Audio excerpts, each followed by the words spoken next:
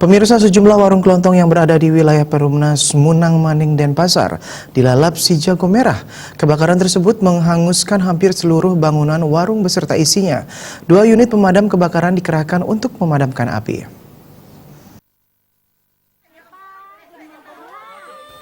Sebuah warung kelontong yang berada di Jalan Gunung Resimuka 12, wilayah Perumnas Munang Maning Denpasar, terbakar sekitar pukul 9 pagi. 2 unit pemadam dikerahkan untuk bisa memadamkan api.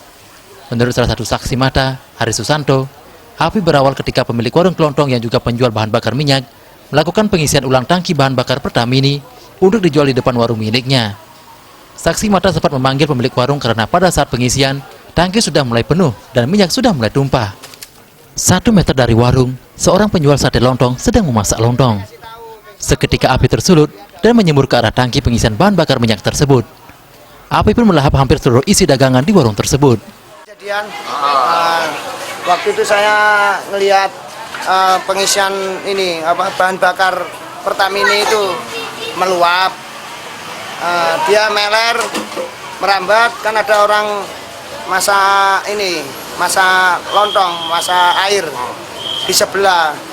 Saya kasih tahu yang punya udah ini keluar api. Nggak ngisi motor dia, ngisi tangki.